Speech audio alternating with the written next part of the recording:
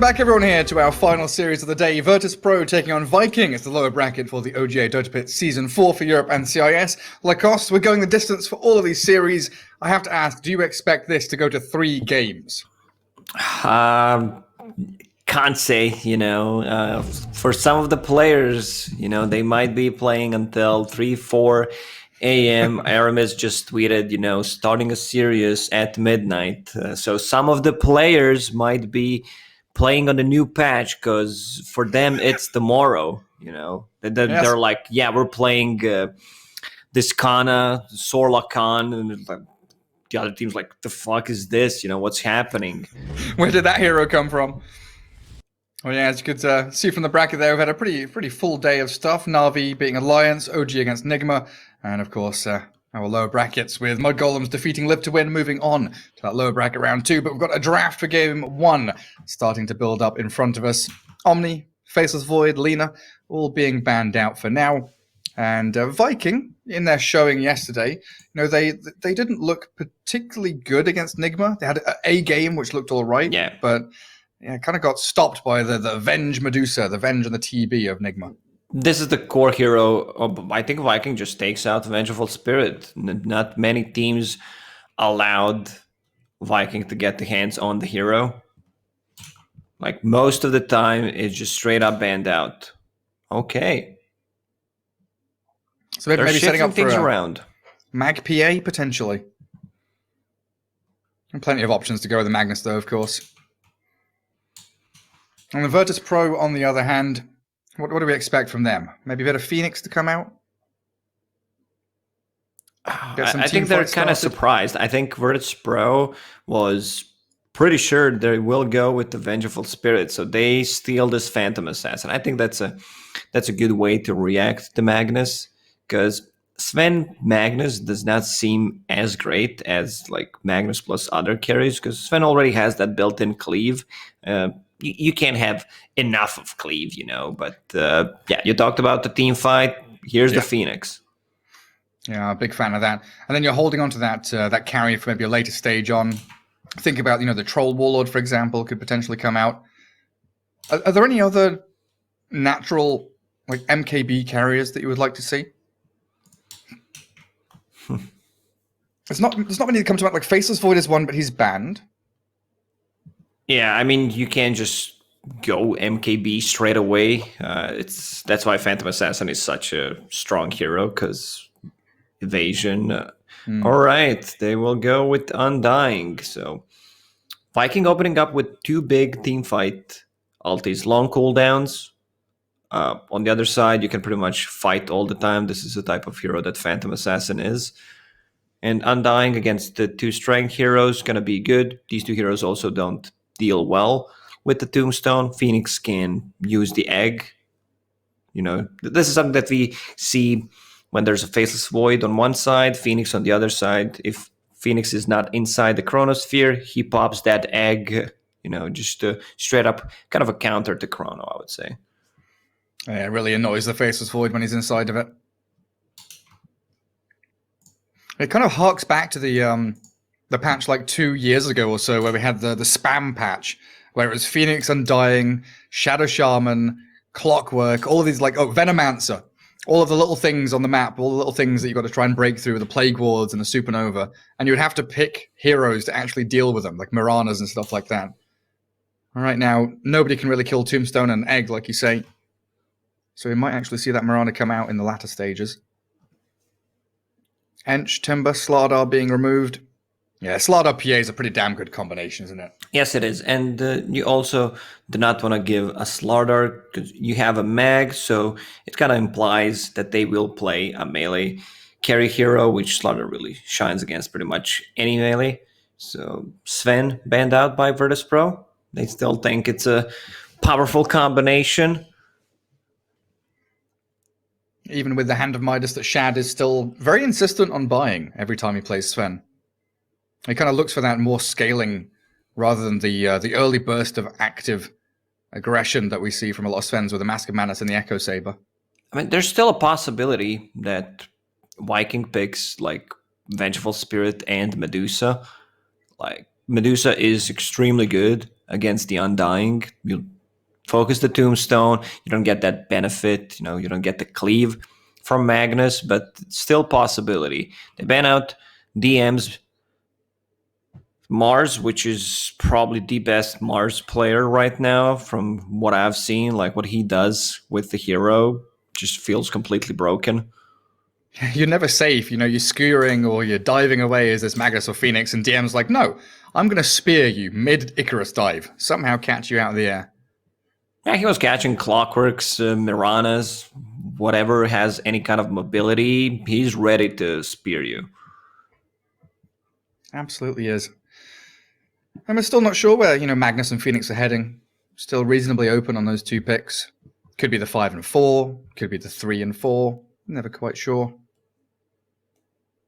Whereas Pia and Undying is like position 1, position 5.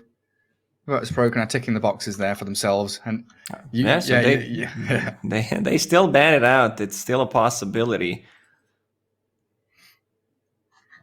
So what did VP have the other day? They had like Dark Willow, Crystal Maiden as their go-to like middle of the draft pick, but they've got the Undying already, so I guess Maiden probably out of the picture. But Dark Willow, yeah, I think Dark Willow or Wyvern. This is how they're gonna respond to Magnus and Phoenix, two big teamfight ultis, where you can like with Wyvern you have great. I mean, Undying Wyvern sounds pretty bad because you have. No stuns, but this is something that they made work like a couple of times, and whenever they're playing against these big team fights, especially Magnus, they tend to get Dark Willow, where the Terrorize, where they're going to be grouping around. So Terrorize has a lot of value, and same goes with the Phoenix egg. Like say Phoenix uses an egg, and Dark Willow terrorizes the rest of the team. You easily kill the egg. Bloodseeker is the pickup. So Road of Atos carrier against, like root mechanic against Phoenix and Magnus to stop them from moving is pretty good. Like they don't know the safe lane matchup, and Bloodseeker usually the position 3. Is this just because the heroes left in the pool, they feel like Bloodseeker's going to do okay against anyway? Bloodseeker is a strong laner, starts with 6 armor, so that's pretty high. Usually Bloodseeker does not lose his lane. I don't remember seeing like Bloodseeker getting completely dumpstered because he puts so much pressure with the Blood Right, gets the heal from his aura, and if other lanes are also playing aggressively, like you might get the kill because of that aura. And then it leaves your pos 4 open, so you can still go for Tiny, Rubik, Dark Willow, all good heroes to combo with Bloodseeker, and depending what you need, you can kind of shift into that in that 4th pick. You need some kind of a stun from your position 4, so either like Clockwork, Tusk, Tiny. These are the heroes that come to my mind, because right now they have nothing. Earth Spirit is also available. Just any kind, like you mentioned, Rubik. Rubik is fine, but then you only have like Lift. That's it. And then he doesn't give you the gap close, which the others bring, yes, right? Exactly. So I think it's going to be a melee position for someone who can either buy Blink or already has that Earth Spirit role you mentioned to get in on top of people. Both sides burning through a lot of their draft time. 25 seconds here for Viking. Thinking long and hard about where to potentially shift this Phoenix and Magnus, what roles to give them. They actually take the Dark Willow themselves. Just had to double check there. It wasn't VP and Viking on the other sides. Is this something that Viking have done before? I don't remember seeing them play Dark Willow. They have a couple of times. They did. Okay, they played against Virtus.pro, the game that they lost. They actually did. Yeah, they played against Navi. So played it a couple of times.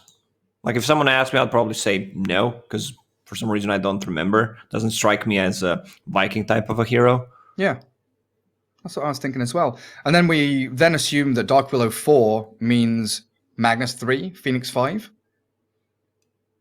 Yes, most likely.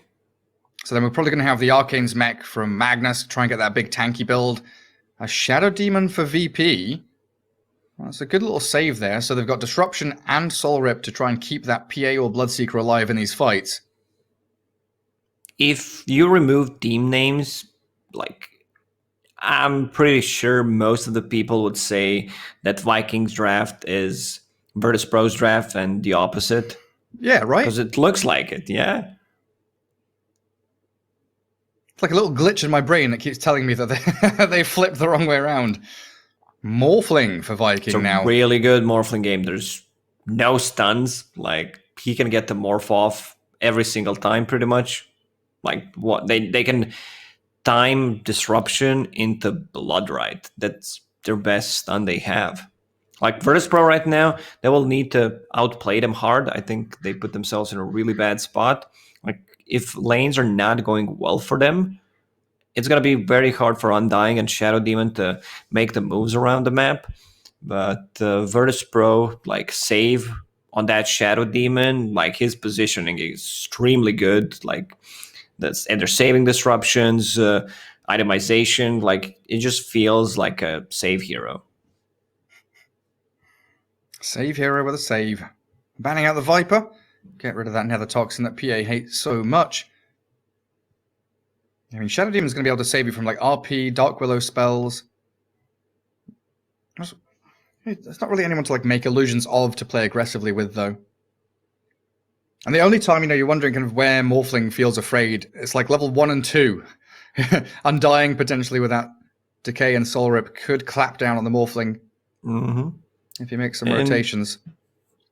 I would love to see like Leshrac or Shadowfiend for Viking. Put Morphling on the safe lane. Leshrac seems like a really good pick where, you don't care about stuns. You're speedy enough. I mean, you don't care about stuns because they don't have any. And just some extra tower damage. And they also banned out Zeus, so they could imply, Zeus loves to play into Leshrac, one of the few heroes that can outrange the Leshrac and can't really kill him.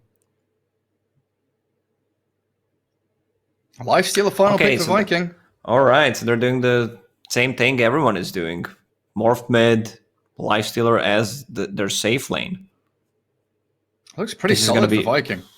This is going to be a really tough, game for Virtus.pro, I would say, because look at the heroes. Morphling with the attribute shift, Lifestealer infesting someone who they try to focus. He can kill the tombstone easily. RP Supernova to cover. Yeah, and they have no egg hitters. Like, these 4 heroes don't really deal well with the egg. Yeah, it's like, in the last game, or last series, we could see in the draft, ways that you're answering different heroes and getting to this last pick, maybe feeling comfortable. It doesn't feel like there's one pick here for VP that, deals with the Morphling, deals with the Lifestealer, is able to stop this and power from Magnus accelerating that Lifestealer into some early items. I mean, if you look at the Virtus.pro bans, they also thought it's a mid hero that they're missing.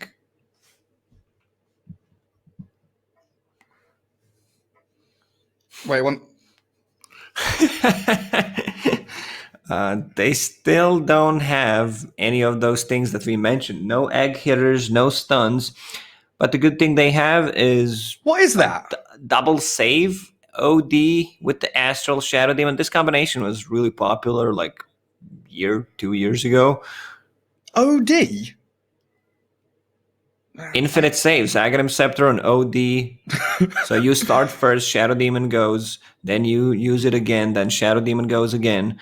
But I mean, that's just works well in the theory. He was always used as like a counter to Morphling, right?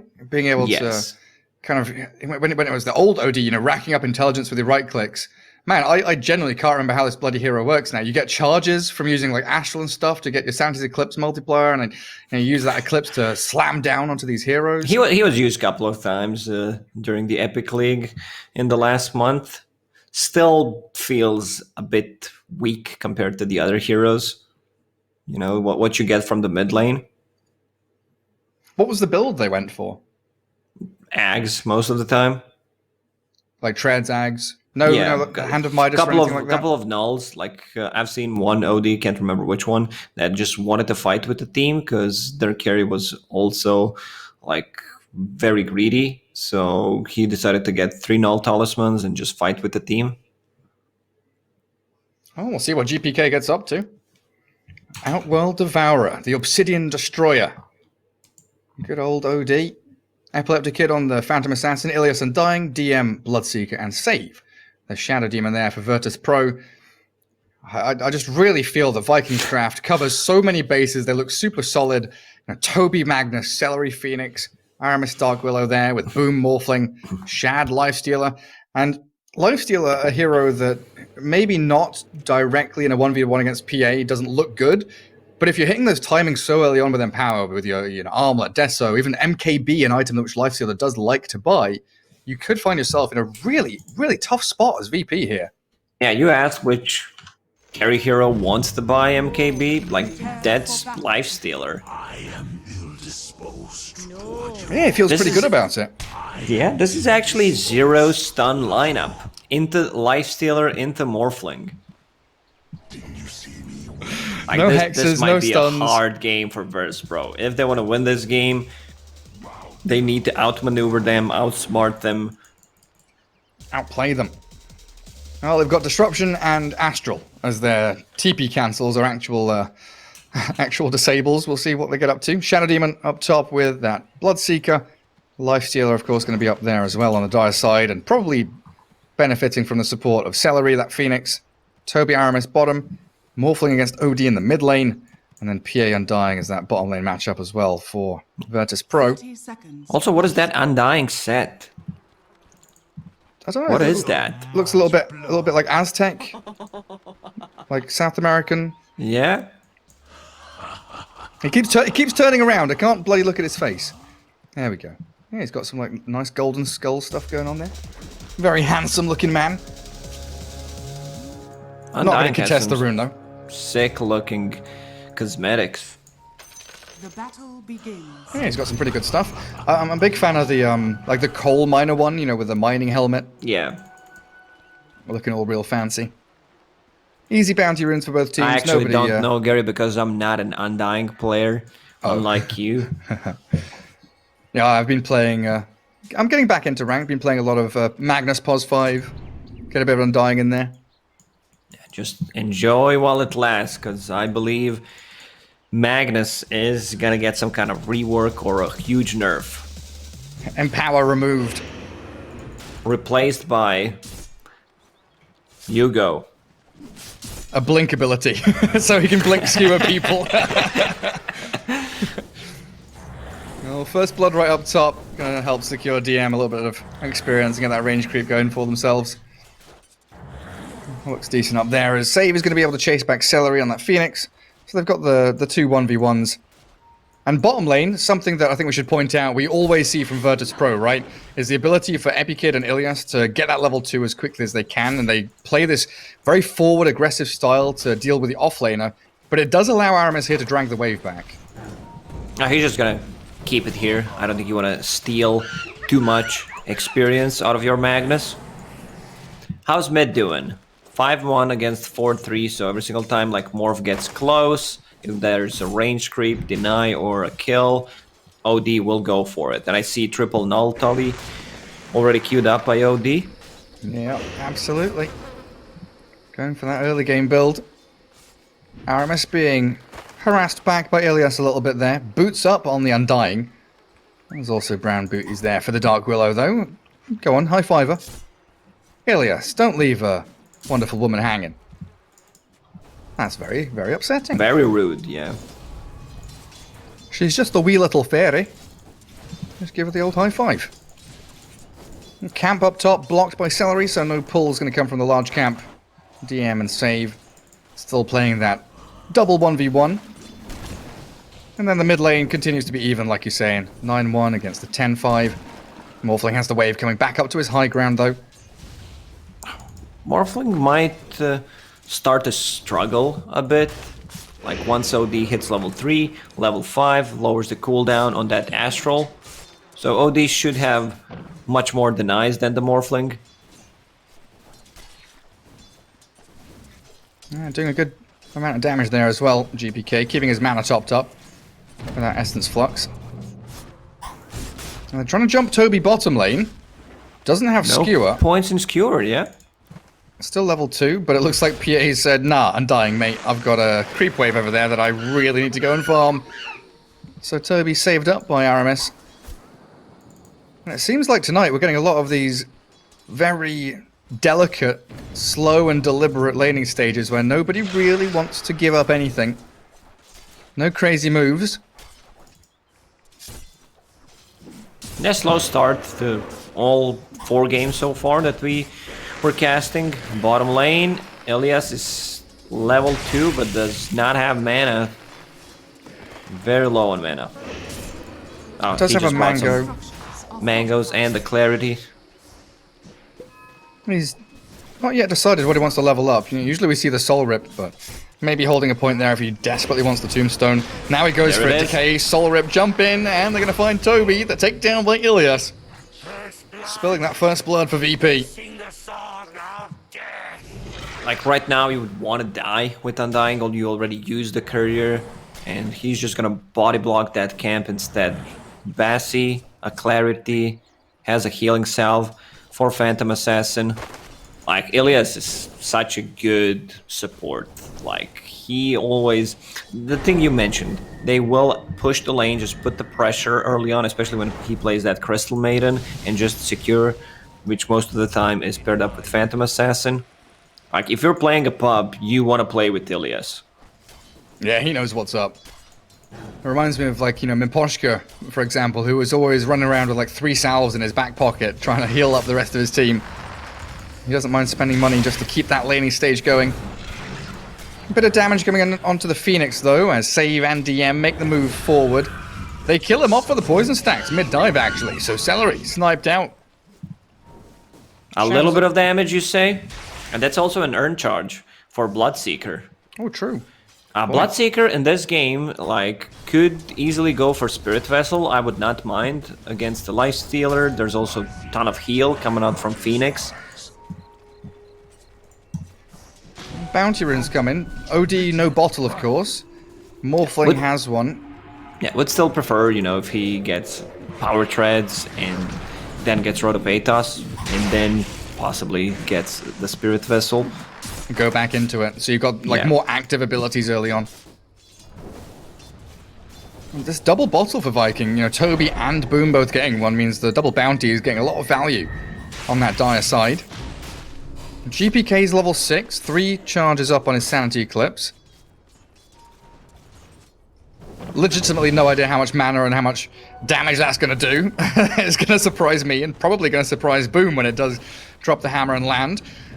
Toby skewers away from the PA Undying. Yeah, again, slipping away from danger. Viking are making a move into mid now. 6-minute rune's about to spawn, and GPK's trying to go for the top one. He's going to slip away from this. Celery made the move a little too soon. Aramis couldn't quite get there. They have no stuns, but like their lane setup is really strong. So you have a Bloodseeker against the Lifestealer. Like Lifestealer doesn't put pressure on you. Like both heroes are gonna farm bottom lane. Ilias skewered back into the creep wave. Yeah, good amount of damage, but he's fine. I thought Dark Willow was there, but Dark Willow just checking what's happening on the mid lane, securing the rune for Morphling. Oh, Celery diving away again. Oh, mid lane, he tried to go for a big play. Oh, Boom is still here. Astral stole and turned around on OD. Yeah, Sanity Eclipse on cooldown. He Astrals again, but the Dark Willow with the Shadow Realm comes. Fairy Fire there, and a save from Save. Banishing up the Dark Willow. Stops Aramis in his tracks. And how did that all start off? OD had only 6 Sanity Eclipse charges and tried to blow up the Morphling with the ulti was not enough. I think if he went for one more, like it's a secure kill. But yeah, Boom survived. It's a pretty long cooldown now. It is. 160 seconds for that OD ulti. Jeez Louise. Is that the longest cooldown in the game now? What's Reincarnation? Yeah, Reincarnation level 1 should be higher. 230 or some crazy shit? I can't remember now. Long... 200, yeah. Okay. Raid King. Yeah, long ass cooldowns. Oh, Boom. Super pleased with how that's all gone. GPK. Never forgot Enigma. Like Enigma is also 200. Okay. Yeah, you were right. Dire Observer Ward spots Ilias coming in behind Aramis. So he'll land a quick Bramble Maze. and get a double damage rune, forcing Ilias actually to TP all the way home. It does mean that Morphling can't refill his bottle off of it. So a little unfortunate for the Morphling and the Dark Willow there. Up at top, DM playing around with these creep waves a little bit. He'll He blood just right. TP out. TPing They home. cannot stop it. No stun gaming. Oh. Do you think Infest would have blown him up there? Probably not. I don't think it would be enough. Shad pops out and returns to creep farming anyway. 8.5 minutes in. Top 3 net worth, all VP heroes. Aramis has come down bottom to try and handle Epikid. PA, not really a target you can take down so easily, though. Maybe if you had an RP or something. But Toby needs a couple more creeps to hit 6. Celery banished up with the Bloodrite coming. Dive. It does successfully get him away, and he TP's out. Well, Lacoste. No stun gaming. I mean, Yep. we have to say it. They have 2 abilities that cancel the TPs. Astral Imprisonment and Disruption. But one was already used and the other one was not close. A little bit unfortunate for them. DM with Pipe queued up. Might have to shift that into Rod of Atos like you were kind of hoping for. Yeah, I mean, they don't have too much magical damage anyway. Like Dark Willow, Phoenix, that's pretty much it. I'm a big fan of team fight items. Like Bloodseeker can build pretty much anything, but I don't think you need to rush the pipe here. It doesn't feel like it's necessary. Casual Cloak is fine on him. Like I would still prefer like Guardian Greaves instead of a pipe, where the heal does much more and you have way of dispelling things. And armor against Lifestealer. Always super nice.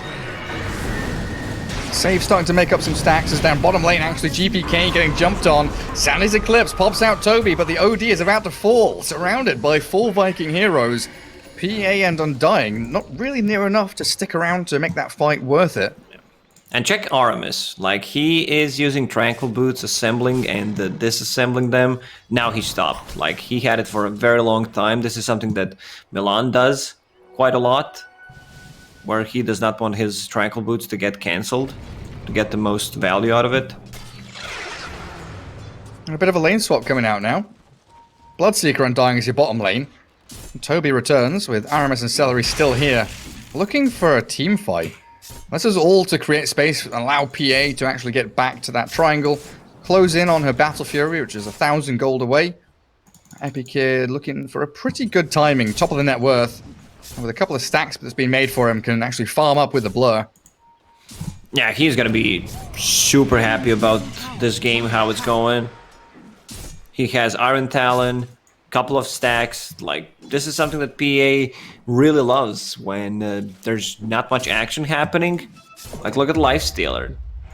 Yeah, he doesn't put pressure on a PA at all. You have a mid-morphling, so he also wants to farm up his items. He'll infest the catapult. He'll try to anyway. They're going to try and kill it off. He'll get towards the melee creep. Shad, away he goes. Aramis is here to maybe turn us around. And VP, they can't keep chasing him down. Lifestealer just wants to finish his armor off. And they'll have to give him that. 3-1, 12 minutes in. We are League of Legends now, boys. OD farming nicely. I mean, we have to focus on the jungling heroes because they are doing the, you know, I would say the hypest thing in this game so far. 4 kills. Scaling is so hype, Lacoste. Yes, it is. Like, once they get that Aghanim Scepter, it's gonna be very hard for Viking to clearly go on one target because you have Disruption and look at Save. Like, he doesn't even put points in Soul Catcher. Yeah, maxing out Poison. And 2 points in Disruption. Yeah. Taking out some jungle camps of his own. We saw DM for a second. Just annoying Toby. Magnus doesn't really feel comfortable going into lane. It looks like he's heading into the Blink Dagger to try and get some of these surprise Blink RPs in this early game. What do you think the thought process is you know, deciding whether you want to go Arcane's Mech or if you want to go, you know, Arcane's Blink like this? Because they lack initiation, they can't start a fight. Like, they have 2 stuns. Well, I mean, Viking's also very limited on stuns. You have Cursed Crown, which you need to be very close, so it's hard to execute. With the Blink Dagger, you can go for just a skewer play, don't necessarily need to initiate with an RP. Yeah. And I guess then if you catch the OD or the Shadow Demon, you're removing one of the save abilities from them. Oh, Ilias gets away from the brambles. Boom and Aramis still trying to chase him down. They spot out the large stack there as well from them. DM just walks it away. Viking should be worried how this game is developing, because Phantom Assassin is completely free farming. Same goes for OD. Just finished her Battle Fury 13 minutes in. There's a big juicy stack of Ancients, so she can farm that with Blur pretty easily. And OD has Aghanims. He's a gold away from it. So they're going to have all these saves for the PA. Well, Lifestealer Armlet, yeah, sure is there. Dragon Lance for the Morphlings coming soon. Some pretty good early game items, as it looks like Toby's clearing through a stack of his own back in the dire triangle, getting towards that Blink Dagger.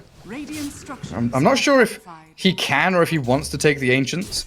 It would be a nice burst of gold for him, but you leave it for Morphling or a Lifestealer. Exactly. Shad's actually feeling the brunt of the PA's damage already. Lifestealer has Infested Armlet, turns around and whacks into Epikid. Ilias is here to soul rip and keep that PA nice and healthy. Spam picking onto Shad though, just don't let him stay in this lane. He's got half HP, we can keep that pressure on if we just bring another hero up top, but it doesn't look like VP really want to. Still 4 heroes, still 4 only kills, Gary. Oh, but bounty runes are spawning Lacoste. Oh, the bounties are coming. Shad, he's gonna get one. Oh, the bounty! That's it.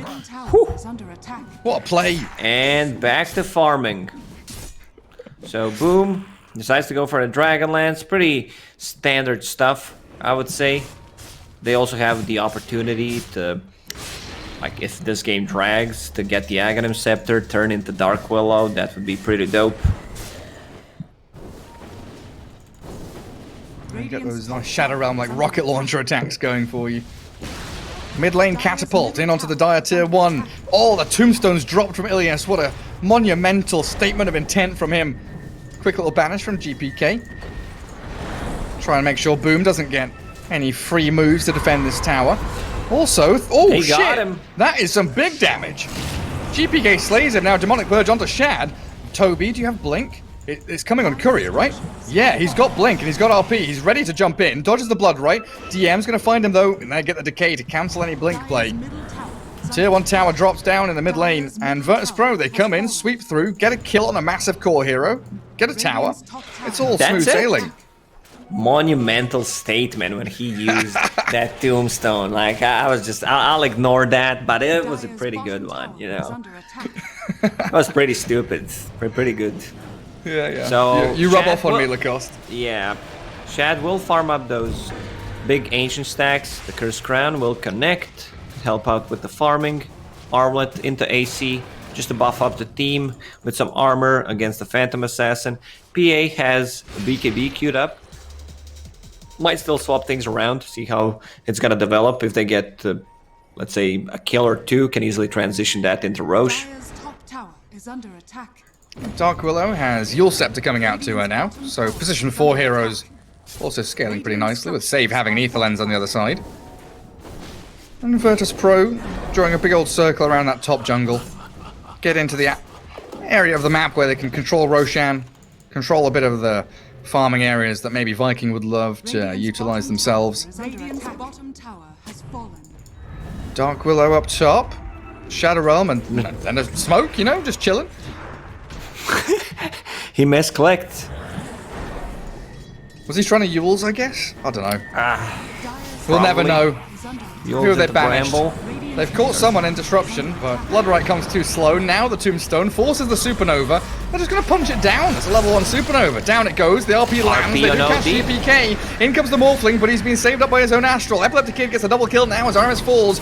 Boom. He's into PA mode, and they've killed GPK, but this PA is slicing through them all. A triple for Epi. He's going to get an Ultra now. Oh, no. Saved. You've stolen that from him. Chasing Boom, though. Waveform's ready. Back behind the tier 2. But disaster for Viking as they really wanted to force that fight around the egg. They wanted to go on OD because he used the astral charges. Sorry, the Shadow Demon used the disruption to start on the Phoenix, and they wanted to just take him out. But there's still not enough damage. Like OD with triple null talismans, power treads, and Ags has 2000 HP. Pretty hard to take down. Like this one's gonna look really rough for Viking, I would say. I don't think they achieved as much as they should have in the first like 10-15 minutes. Yeah. And this is the big change. Like I talked about the Aghanim Scepter on the Morphling. He says like, screw it, man. I just need that, and then I'll turn into Dark Willow. Maybe that's the way we're gonna come back into the game. Yeah, you're right. Forget the Aghanim Scepter. Forget the Ethereal Blade, sorry. But Epikid has BKB with a Battle Fury. 19 minutes in, this PA is seemingly really an unstoppable force in this game. Yeah, she's also just hit level 15, so with the Blink cast range talent, it's gonna be so much easier to go for the targets, especially if they can delete one guy, and then the chase potential is really there. Now they're gonna go into Roche Pit. Mag, still no RP for 25 seconds. We've even got Glimmer Cape on Ilias here. Throwing Tombstone into the pit, tanking up into Roshan. 15 seconds for RP. Toby, oh, the jump in. Celery forced to dive away. Does have that Supernova to toy around with as Roshan drops to about 2/3 of his health. Slaughter, Bramble. Shad. Oh, good blood right. Shad needs to be careful. They've ruptured Lifestealer and he's got to rage and run to the high ground. He's pretty tanky. The rest of his squad just holding on to that staircase.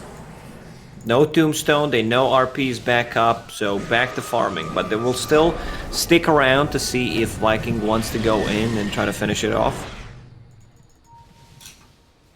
Yeah, we do have that pipe into Lotus Orb from DM. A super tanky Bloodseeker. All of these core heroes, they've got the triple save from OD, and the Shadow Demon, and the Soul Rip from Undying, and the Glimmer Cape, plus OD, PA, and Bloodseeker are so incredibly tanky. Holding on to one charges here as 15 on the PA, 20 on the Bloodseeker. Back into the Roche Pit they go. Bramble Maze to try and poke inside, see what's happening. As Roshan does drop slower and slower down to low HP, and they've got a catch here. Aggressive Astral into Blood Right. Not gonna connect. Nice. RP only on one. Catches only one. Sanity Eclipse gets dropped on them. Lifesteal, they're trying to turn and fight. But this is all doom and gloom for Viking. Two heroes already blown up and Shad shredded. A triple kill for GPK this time as they go running forward for more. And they won't find Aramis, and boom. He's made his escape, but it's a free Roshan now for Virtus.pro. 11-2 and a 6k lead. And you can see GPK, like, this fight is done. I'm just gonna TP to the bottom lane, take the XP, take the gold. Our Phantom Assassin will finish off Deso in 1,000 gold, and this is our time. Like, it's really hard for Mag to land a good RP in this type of games where he needs to go first, because he doesn't have that hero. Like, you have a dual core, Lifestealer and Morphling, so, like, Morphling can't just start off a fight. They have no real saves. There is Terrorize, but it's hard to execute. Like, these 3 saves from Shadow Demon and 2 Astral Charges just make Vikings whatever they want to go onto, like whatever kind of a play they want to make, kind of nullified if the positioning from Virtus.pro members is okay. Yeah, and the fact that, like, theoretically here, Viking, they want to get a Blink RP with a Supernova and Dark Willow spells, but I think one of the primary things is that Lifesteal also wants to go and stick on one of those targets. You know, empowered up, he wants to get on top of someone. Save just Demonic Purges the Lifestealer, and Shad can't do a bloody thing, like he's probably about to do here. Disruption with a Blood Right, the timing not quite right. Shad still gets purged up and slowed down with Epikid there, trying to crit him down. Shad drops low but infests inside Toby. They don't have RP, but they can skewer him away, while DM and Epikid keep chasing, looking to bait Viking into a continuation of this fight.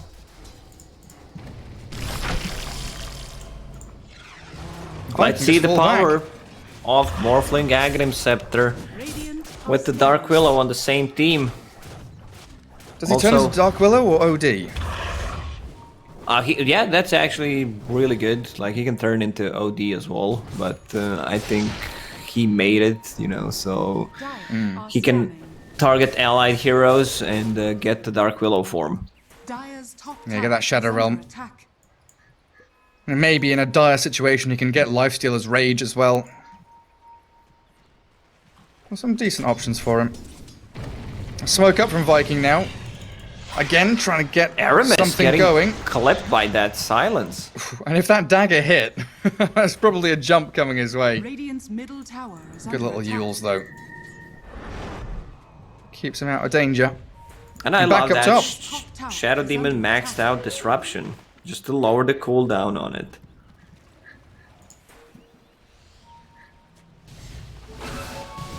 Shadow Amulet to hide in behind. Like, look at this layering they've got. OD can save whoever's on the front lines. Shadow Demon can save him or him. Nice little triangle of saving potential from VP. Ilias is even far forward here, making sure that the PA and the Bloodseeker could take down that tier 2 with ease. Dire's top tower has fallen. And this pipe from Bloodseeker, the pipe rush, any kind of magical damage they want to deal, it's not gonna be there. Like, he's completely nullifying the damage coming out from Dark Willow, Phoenix. Dire's top tower is under attack. This might not be the Radiant's middle tower hottest is game to under watch, but the execution from Virtus.pro is really top notch. Like, they understand the timings, what they need to go for, heavily focusing on the lane. And this move, this smoke, kind of unexpected from Viking. They're either going to find Shad as he moves up to triangle, or the rest of the team as they move back to defend the mid tier 2. Viking very, very intelligently not falling for the trap, though. I don't know if they caught a glimpse of this, but they seem to be very aware that something isn't quite right with the way the map is right now. Radiant's bottom tower is under attack. Undying. Crown, Yules, Brambles fall. Shadow Realm. There it is. There's the hits from Morphling, but the disruption saves him. And in jumps Epikid, slaying that Dark Willow easily.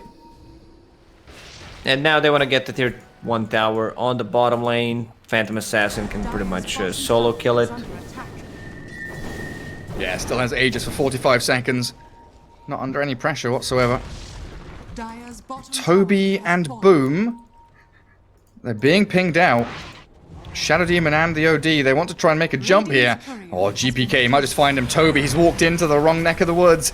Disruption into a few hits from the OD, and Toby astraled up, while elsewhere, it looks like they're also finding catches with the PA. GPK does take down Toby, and Epikid has killed off Celery. Like, the late game belongs to Virtus.pro. You have this massive OD, Phantom Assassin is out of control. She wants to get the Scotty to remove the portion of the lifesteal, the healing, which is great against both Morphling and the lifestealer. Aegis reclaimed, but they're still not stopping. This should be a free tier 2 tower for them.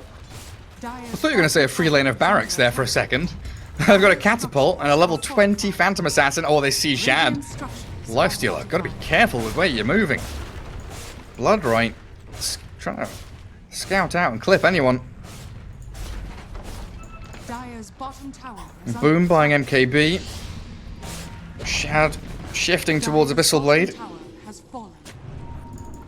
Tier 2 down. Radiant are scanning. And Virtus.pro want to try and move into mid now, just claiming all of these outer towers. A good little wave cut coming through from Aris, though, making sure that he can push that lane out, stop any more influence the VP has on the map.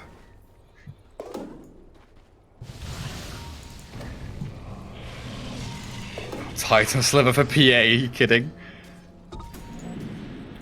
What does OD even want for neutral item? Possibly, like, spider legs? For a tier 3? Dire's bottom tower Enchanted is under Quiver? attack. Yeah, Quiver is nice, but, like, you're more of a save than A right a click. damage dealer. Right now he's holding onto Fairy Fire.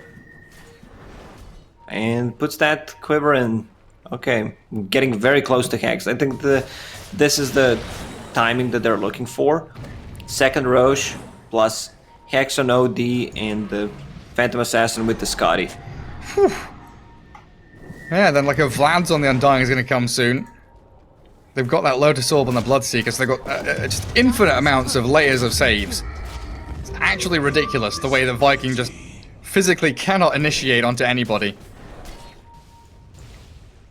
Holding back behind their tier 2 mid lane, Viking have to make a move.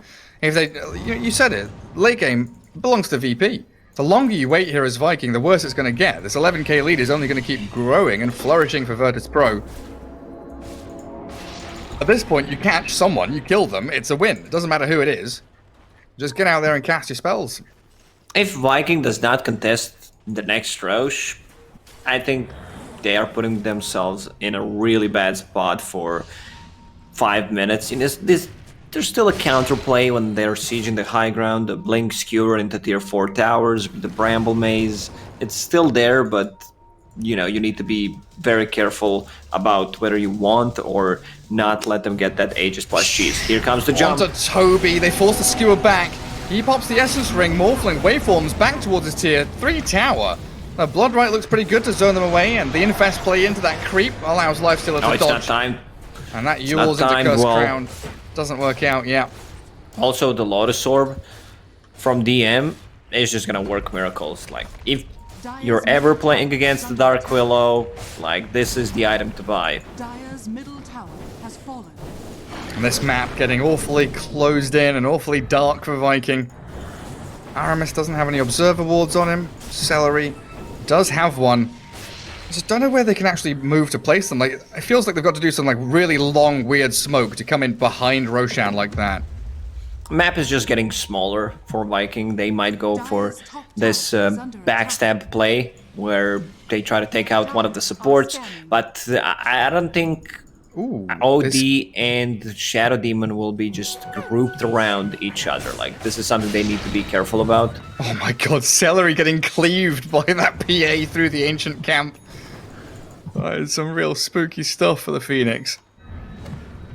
Like, even when PA walks alone up to your ancients, and you have, like, literally 5 heroes surrounding him, they don't make a play. Now with the Morph having MKB plus Empowered, that's going to be quite a lot of damage. Go time. Smoke time.